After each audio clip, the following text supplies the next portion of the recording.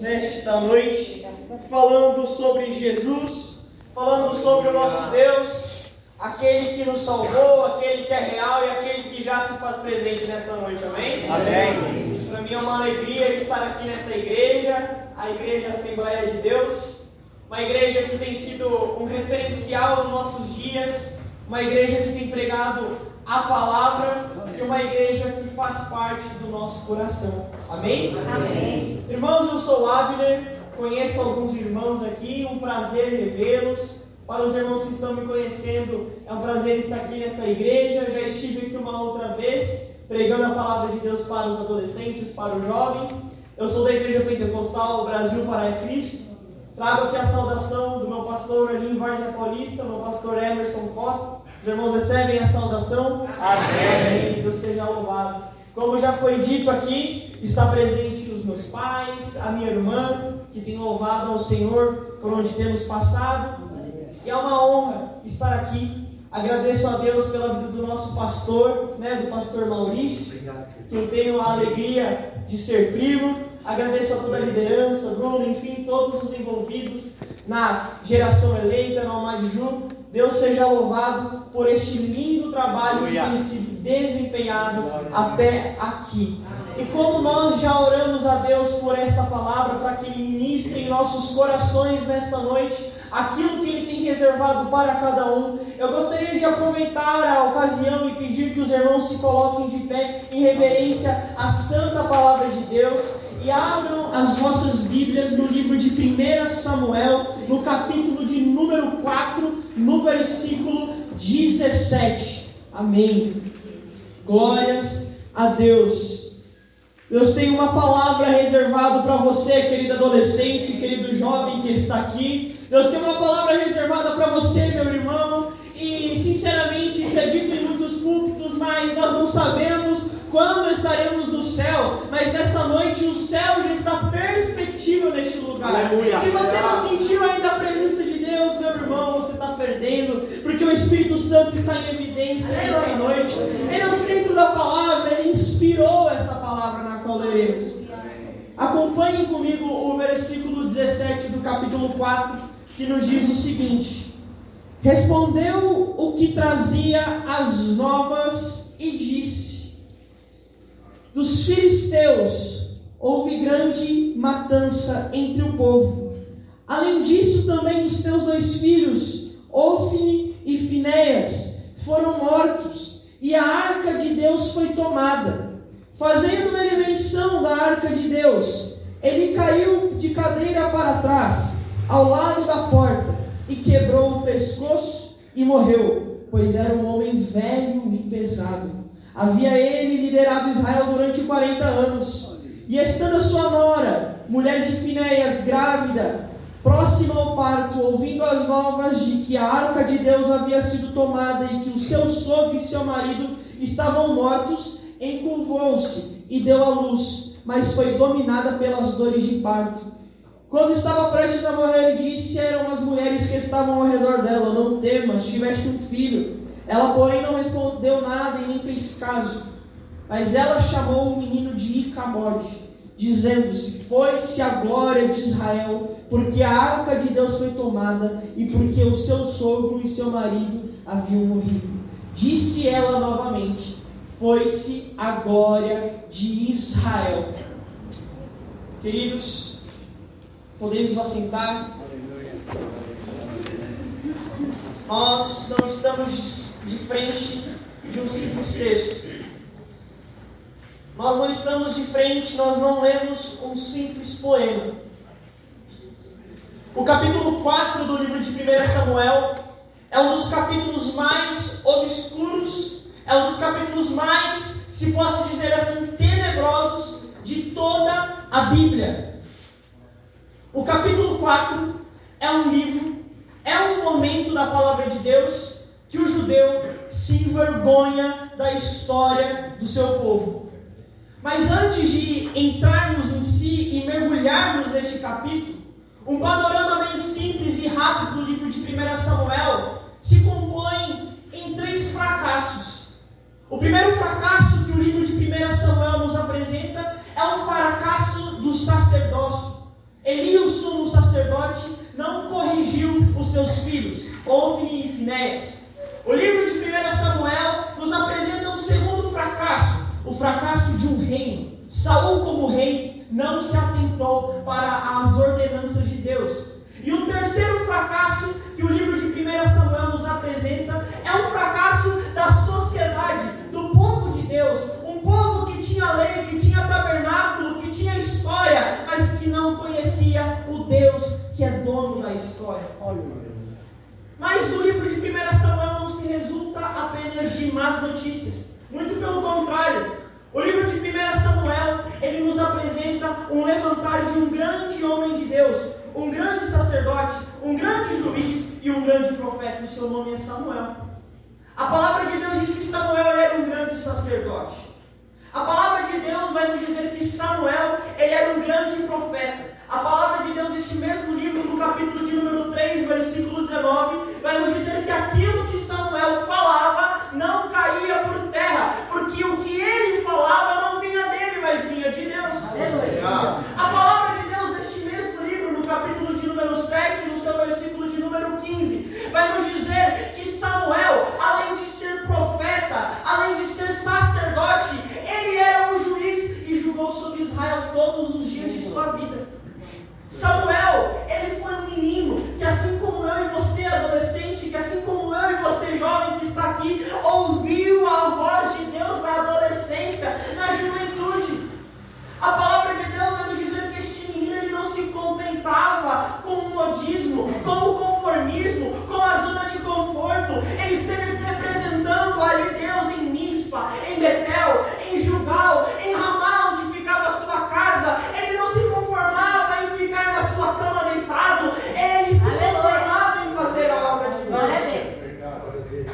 A palavra de Deus, no capítulo 16 deste mesmo livro, vai nos dizer que Samuel, ele era um homem temido, respeitado, e quando ele estava em algum lugar, ele apresentava-se como um homem de Deus. A palavra de Deus, no capítulo 16, diz que quando ele foi em direção a Belém para ungir o primeiro rei de Israel, quando ele adentra-se nas regiões de Belém, os anciões que ali se encontravam, as autoridades que ali estavam, elas começaram a tremer.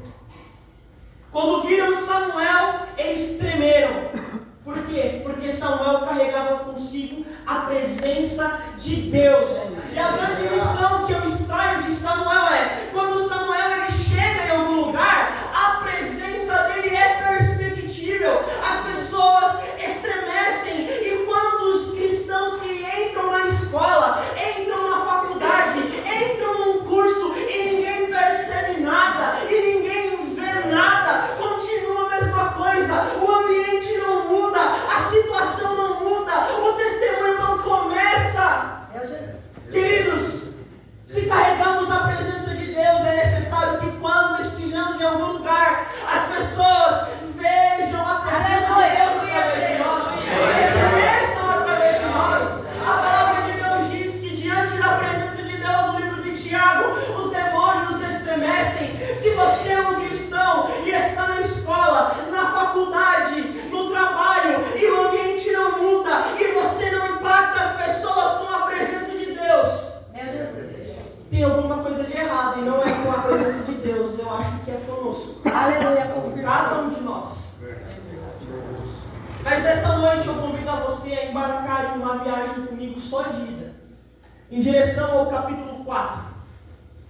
Eu convido você a viajar comigo por esta mensagem e imaginar comigo o que aconteceu no capítulo 4.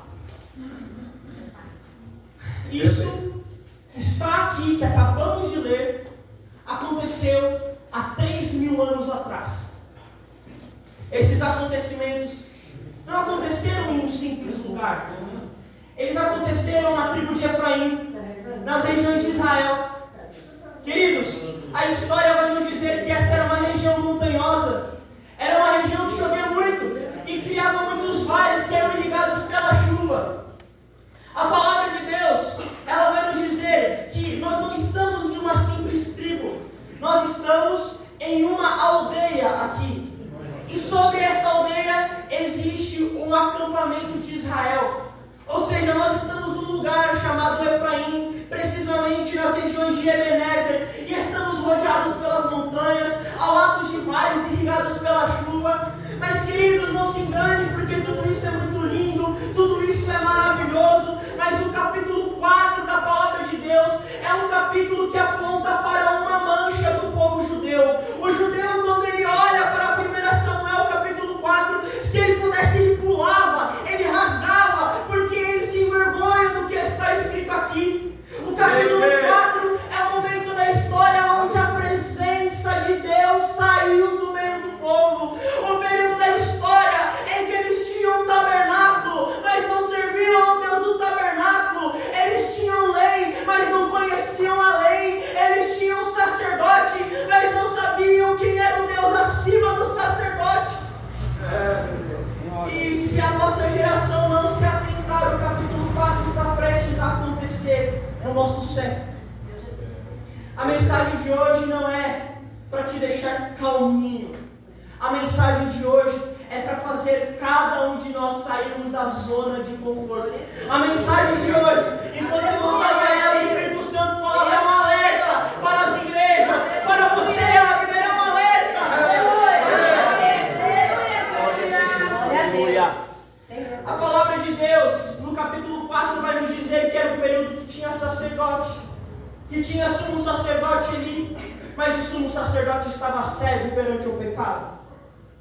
A palavra de Deus vai dizer que os filhos de Eli, em 1 Samuel capítulo 2, no versículo 22, estavam no tabernáculo, mas estavam em adultério. Estavam servindo, mas estavam em pecado.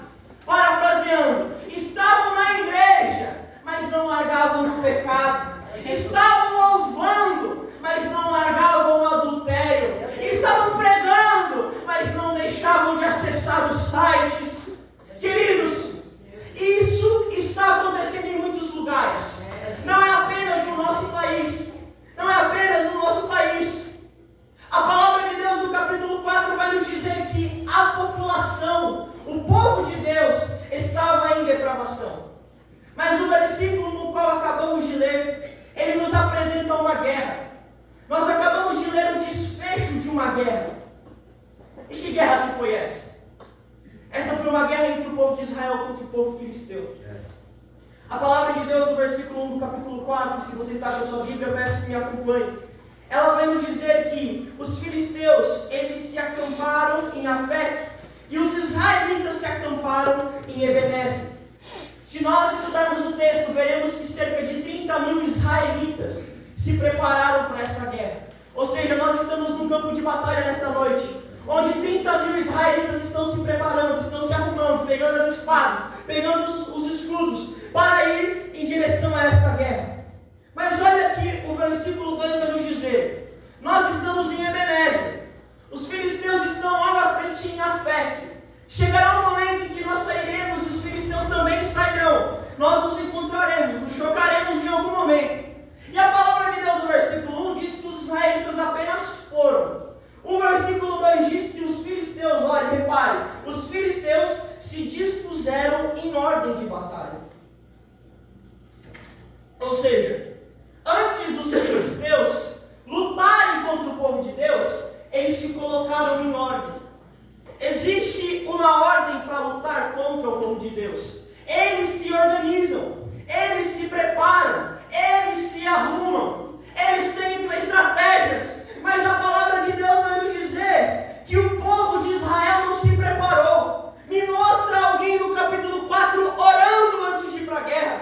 Me mostra alguém no capítulo 4 se consagrando para ir em direção à guerra. Me mostre alguém no capítulo 4 jejuando para ir em direção à guerra. Não tem ninguém. Enquanto os filisteus estão preparando, nós apenas estamos pegando as espadas. Apenas estamos preparando o escudo. Mas a palavra de Deus vai nos dizer que existe um Deus que não depende de espadas e escudo para se declarar vencedor. Queridos, a palavra de Deus vai dizer que os israelitas não se prepararam espiritualmente. Foram apenas 30 mil com espadas e escudo. E assim que eles chegaram diante dos filisteus, 4 mil israelitas morreram. 4 mil homens de Deus haviam sido mortos adolescentes. O versículo 3, acompanhe comigo. E tornando o povo ao acampamento, as autoridades de Israel disseram: por que nos feriu o Senhor? Devia ter jejuado antes de ter falado isso. Por que nos feriu o Senhor? Hoje, diante dos filisteus, tragamos de Siló a arca da aliança do Senhor. Quando eles perderam 4.000 homens, eles retornaram para o acampamento e tiveram a brilhante ideia de trazer a arca para a guerra, para a batalha. Reparem que antes disso, ninguém cita o nome de Deus. Ninguém lembra que existe um Deus.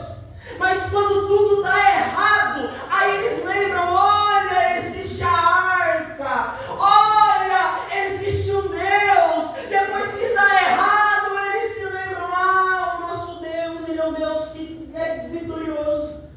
O problema é que nunca houve uma geração de cristãos que tem se lembrado só de Deus quando tudo dá errado como a nossa. Será que Deus está em segundo plano na sua vida, na minha vida? Será que nós estamos nos lembrando de Deus, assim como os israelitas no capítulo 4, só quando tudo dá errado?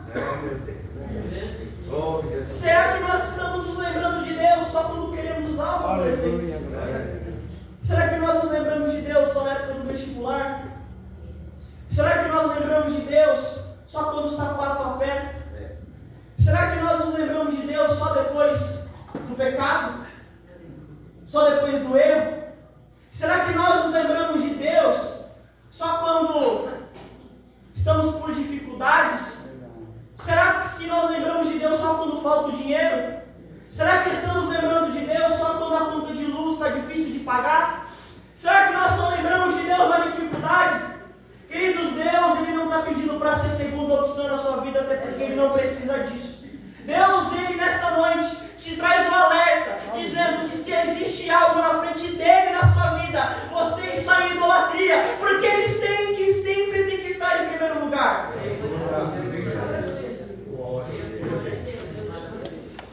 Queridos, acredito que todos aqui têm conhecimento do que é a Arca da Aliança.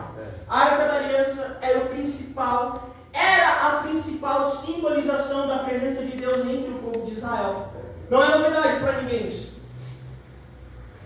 A Arca da Aliança, ela representava a presença de Deus.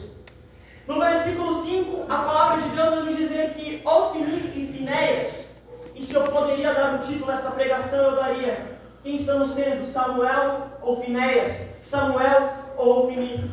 A palavra de Deus no versículo 5 vai dizer assim: quando a Arca da Aliança do Senhor veio ao acampamento, Israel gritou tão alto que estremeceram a terra.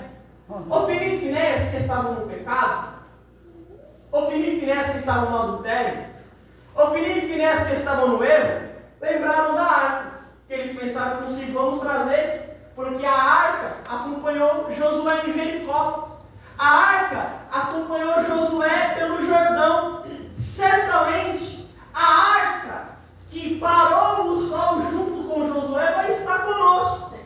Só que eles não sabiam, ou fingiam que não sabiam, que antes de Deus parar o sol, Josué estava de joelhos.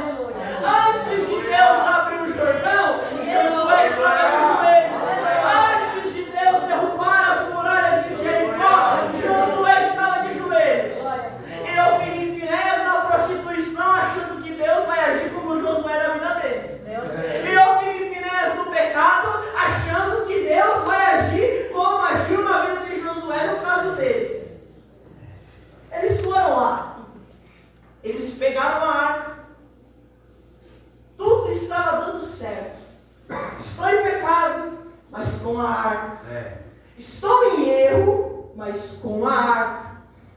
Estou entristecendo a Deus, mas com a arca. A palavra de Deus no versículo 25 vai dizer que Israel gritou. Por que gritou? Na hora que aquele povo que não se lembrava de Deus viu a arca indo em direção à guerra, eles falaram: agora ganhamos. Certamente a presença de Deus está conosco. Eles faziam barulho ao ponto dos filisteus ficarem com medo. Mas a palavra de Deus vai dizer que todo esse esse barulho onde eu estou para nada, porque a presença de Deus já havia saído do meio deles. 26 mil homens, após a chegada da arca, foram mortos, totalizando 30 mil homens mortos. Ué, mas não havia barulho? Não havia presença de Deus ali? A palavra vai dizer que eles fizeram tanto barulho que a terra tremia. Queridos, nós não podemos confundir barulho com presença de Deus. Aleluia. Queridos, existem igrejas que não são pentecostais. Igreja pentecostal é isso que temos aqui. Pentecostalismo clássico, verdadeiro, onde glorificamos a Deus sem vergonha nenhuma, onde louvamos a Deus com as nossas vozes. Mas pentecostalismo, me permita dizer isso, pastor, aos jovens que estão aqui, que estão crescendo agora no conhecimento, pentecostalismo não é sair chutando cadeira, virando igreja de perna pro ar. Pentecostalismo não é sair espantando a vizinhança de perto, porque existem pessoas que estão levando isso como pentecostalismo. Queridos, a base do pentecostalismo, como Daniel Berg, Gunnar Winger, missionário Manuel de Mello, Antônio Gilberto, sempre foi a palavra de Deus aberta, e a partir da palavra nós glorificamos a Deus. Glória a Deus. Onde eu quero chegar com isso? Não adianta a gente ter a geração que mais faz barulho. Não adianta a gente ter a geração que mais faz barulho, mas que menos abre a Bíblia. Meu Deus. Não adianta a gente ter a geração que grita, que pula, mas que não tem oração. Porque o barulho, Meu Jesus. muitas vezes ele pode trazer a falsa impressão que Deus está conosco. Eles achavam que estavam com Deus por conta do barulho, mas não estavam com Deus. Mas, queridos, eu estou pregando para um povo aqui que glorifica, que exalta, que levanta a mão, que ora, não tem vergonha de orar, que ora em voz alta, que ora em silêncio, que ora em voz alta, que ora no secreto, mas que tem a presença de Deus. Glória a Deus. Queridos, e olha que interessante. Quem era o sumo sacerdote nesta época? Era Eli. A palavra vai dizer que após todo o barulho, 26 mil israelitas foram mortos, totalizando 30 mil. Eles saíram em 30 mil, morreu 30 mil. Israel passou uma vergonha. Adolescentes, Israel foi para o campo de batalha e morreu. Sabe, a palavra de Deus vai nos dizer que quando Israel foi toda morta, toda ali estraçalhada, a arca da aliança estava sobre o campo de batalha. Ofni e Finéias foram mortos e a arca da aliança estava desprotegida. A história, a Bíblia vai nos dizer que os filisteus pegaram a arca da aliança e levaram para a sua terra. A missão dos filisteus é pegar a arca da aliança do povo de Deus. Lembra que a arca da aliança representa a presença de Deus. A missão do mundo, dos filisteus, é pegar a presença de Deus, é tirar a presença de Deus. E aqui é o ponto central dessa palavra. Nós fizemos toda essa trajetória para aqui frisarmos isso. A missão do mundo é tirar a presença de Deus do meio do povo. E os filisteus, eles estão se aprimorando. A estratégia deles não é mais um confronto direto de forma repentina. A estratégia dos filisteus aí entrando aos poucos dentro das igrejas. Quantas denominações que nós admirávamos e estamos vendo o mundanismo, o liberalismo entrar dentro das igrejas. Reparem que eu disse que o sumo sacerdote de Israel era Eli, correto, adolescentes? Mas quem tirou a arca da aliança do tabernáculo foi Eli? Não foi Eli. Foi a nova geração. Foi Ofni e Finéias. Era uma nova geração do momento. Eram os que estavam se preparando para assumir. Quem retirou a arca da aliança não foi Eli. Não foi o sumo sacerdote. Não foi a autoridade. Quem retirou foi a nova geração. Meu Deus. Mas a pergunta que eu te faço é: quem era a autoridade no tabernáculo? Era Eli. Quem era responsável pelo tabernáculo era Eli. E nós temos visto, é nós que temos andado um pouco, tem muitas igrejas que, para agradar muitos adolescentes, estão deixando o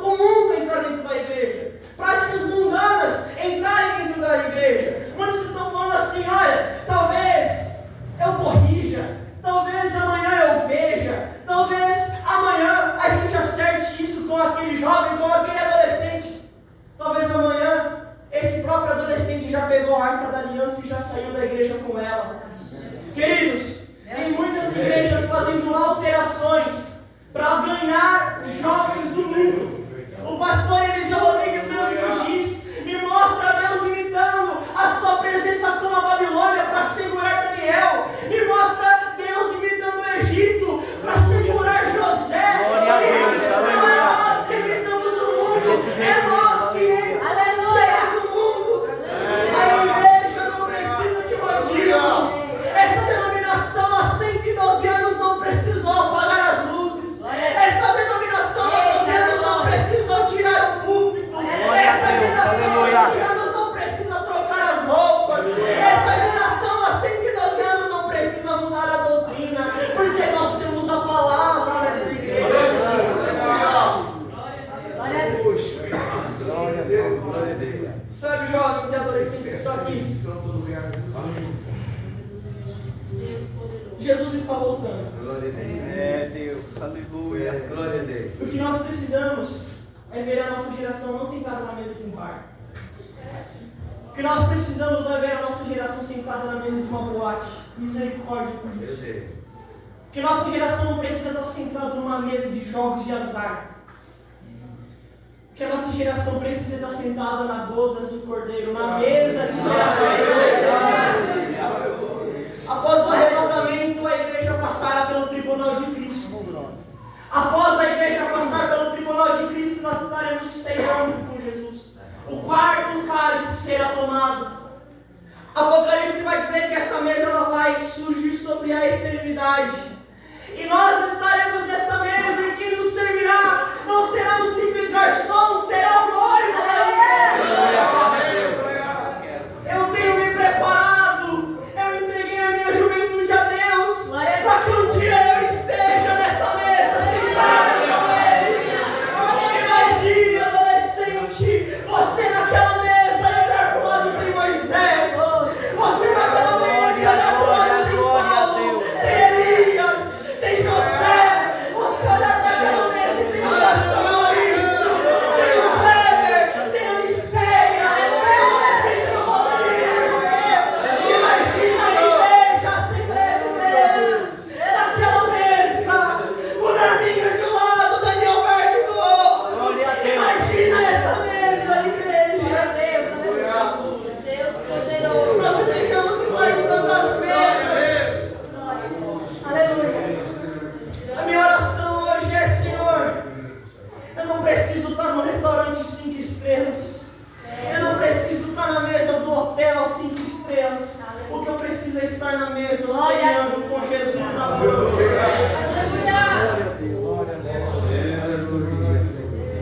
Mas a palavra de Deus vai nos dizer que depois dessa chacina, desta matança de Israel, por conta de ter negligenciado a presença de Deus, sofreu, os filisteus pouparam um menino. Pouparam um menino. E eu quero deixar esse menino falar esta noite. Versículo 17. E respondeu os que traziam as novas: Israel fugiu dos filisteus.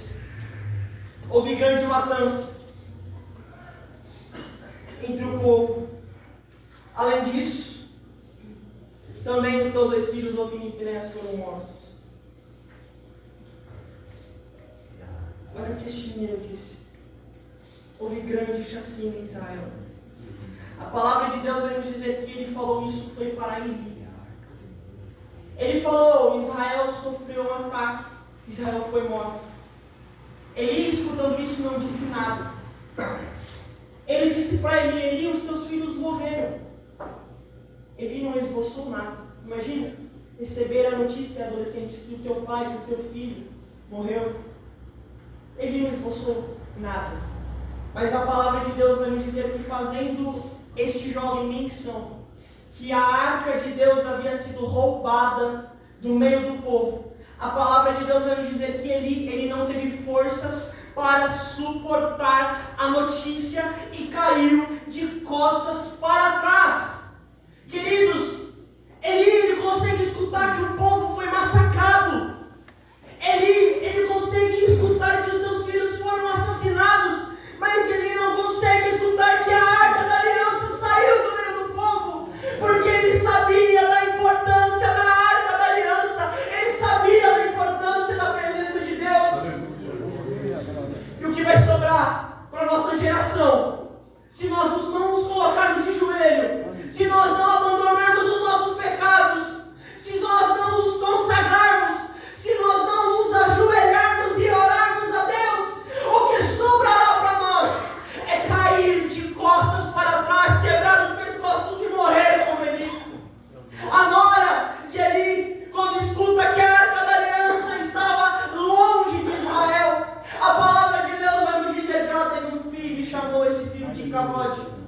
que significa foi-se a presença de Deus. Oh Deus. Aleluia. Será que um dia alguém vai falar isso? Foi-se a presença de Deus na nossa nação? Meu Deus.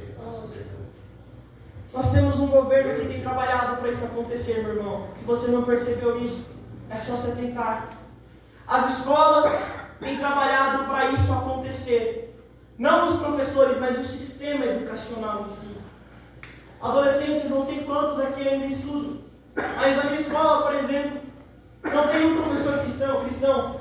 Não tem um professor que fale de Jesus, mesmo que nos bastidores para os alunos. Na minha sala, do lado, existem bandeiras LGBTs, todos os professores a favor do aborto, do feminismo e da liberação das drogas. Os irmãos conseguem entender a importância de se investir nos adolescentes da nossa igreja. Os irmãos conseguem compreender a importância de um trabalho com jovens eficaz. Porque os filisteus, queridos irmãos, eles estão se colocando em ordem de batalha desde o prezinho das crianças. Desde a escolinha das crianças, que você chega lá e é inofensivo, os filisteus já estão lá, isso eu te garanto. As escolas estão cercadas por filisteus, as creches cercadas por filisteus, as faculdades, nem faço menção, porque os irmãos bem sabem como são. E a Arca da Aliança, queridos irmãos, a presença de Deus é o principal. O Salmo 89, versículo 15 vai nos dizer o seguinte: como é feliz o que aprendeu a clamar ao Senhor e que anda segundo a sua presença. Adolescente feliz, adolescente estruturado, jovem com raízes. Queridos, não é qualquer pessoa na sociedade, ele não vai ser qualquer pessoa na sociedade. Você quer saber o que um jovem precisa para se desenvolver na presença de Deus? O que o jovem precisa não é de um templo bonito. O que o jovem precisa é da presença de Deus. O que o adolescente precisa não é do melhor banco. O que ele precisa é da presença de Deus. O adolescente não precisa ter iluminação na igreja, ter estrutura de live na igreja. Ele precisa da presença de Deus. Glória a Deus. Que adianta nós estarmos no maior dos templos, mais aconchegante dos templos, sem a presença de Deus. O que adianta nós numa igreja linda, maravilhosa, com os melhores pregadores e louvores, mas sem a presença de Deus? Imagina que tudo será um dia escutar, pois a presença de Deus. O adolescente feliz não é aquele que tem a melhor estrutura, é aquele que tem a presença. Glória a Deus. Para encerrar essa palavra, Aleluia, Jesus. ouvindo em Finéias, no capítulo 1, no capítulo 2, perdão, no versículo 12, a palavra de Deus vai nos dizer que eles estavam no tabernáculo, mas não conheciam o Senhor. Adolescentes, pergunte, será que você conhece o Senhor? Será que você conhece Deus? Muitos adolescentes e jovens que estão na igreja não conhecem ainda Deus, que é soberano da igreja. A palavra de Deus, no capítulo 2, no versículo 22, vai nos dizer o seguinte: que eles se prostituíam na porta do tabernáculo. Quantos jovens são crentes da porta para dentro, mas da porta para fora se esquecem de Deus, se esquecem das roupas da igreja, se esquecem do vocabulário da igreja, se esquecem do testemunho da igreja, se esquecem do Deus da igreja. Será que nós seremos esta geração? Será que a nossa geração vai ser como a de Ofni e Finéias? Será que a notícia que a nossa geração vai escutar não é Jesus está voltando, foi embora a presença de Deus? Queridos, eu confesso que trazer esse tipo de palavra não é fácil, porque essas palavras não são as que têm mais glória a Deus, não são as que têm mais aleluia, mas são as palavras que nos levam a, quando chegarmos em casa, meditarmos e refletirmos e pensarmos: estamos sendo Ofni ou estamos sendo Samuel? Será que nós estamos na igreja e não conhecemos o Deus da igreja? Será que nós estamos sendo responsáveis pela presença de Deus continuar ou pela presença de Deus sair da igreja? A mensagem de hoje eu já disse no começo e torno a dizer agora no final. É uma reflexão para o meu coração. E acredito que para o seu também. Aleluia, Jesus. Glória a Deus. Como enfrentaremos os filisteus dessa geração? Meu Deus. É caótico tudo isso que eu disse de Ofni e Finéias. Mas eu me alegro em informar que para Ofni e Finéias teve um fim. Mas quando eles estiveram no seu fim, estava apenas começando a vida de Samuel. A palavra de Deus vai nos dizer que quando Ofni e Finéias eles caem, nos próximos capítulos tem o levantar de um jovem chamado Samuel. E por conta do tempo não vou me alongar nisso e encerrar a mensagem agora. A palavra de Deus vai dizer no Salmo 99, versículo 6, que Samuel era um jovem que orava. A palavra de Deus vai dizer no capítulo 7 que Samuel era um jovem que ele lutava contra os filisteus de joelho. Para encerrar o capítulo 7, vai nos dizer no versículo 7 que após os filisteus matarem os 30 mil homens que Ofni e Finéias colocaram no campo de batalha, eles achando que ainda era algum tipo de Finéias e Ofni que estava no comando, retornaram à luta contra Israel. Mas quem estava à frente do povo agora era Samuel. E a palavra de Deus vai dizer que quando os filisteus estão chegando, o povo não olha para Samuel e pergunta: onde estão os escudos? Onde estão as armas? Quando o povo olha para Samuel, aquele jovem que estava no comando, eles dizem: coloquemos de joelhos e vamos orar. Queridos, a palavra de Deus vai nos dizer que Samuel se colocou de joelhos e os filisteus foram derrotados com trovões e relâmpagos. Deus, aleluia. Onde eu quero chegar com isso? A nossa geração precisa de oração. A nossa geração precisa orar. A palavra de Deus em 2 Crônicas, capítulo 7, versículo 14, vai nos dizer que se o meu povo, que se chama pelo meu nome, se virar e orar e buscar a minha face e se arrepender dos seus maus caminhos, Deus, aleluia.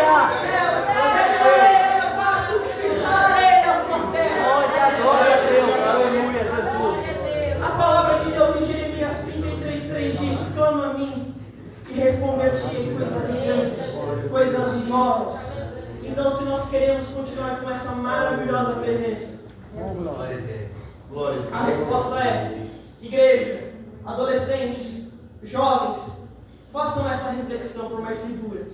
Não parem de orar, porque a oração é o combustível para a presença de Deus. Feche os olhos. Senhor, meu Deus, meu Pai, nós agradecemos ao Senhor por esta noite. Agradecemos o Senhor Jesus por esta palavra. Senhor, por mais que dura, Senhor, é aquilo que o Senhor às vezes nos revela. É para o nosso bem. Glória, é para glória o a nosso Deus, desenvolvimento. abençoa, Senhor. Que a tua igreja continue ajoelhada, de joelhos, orando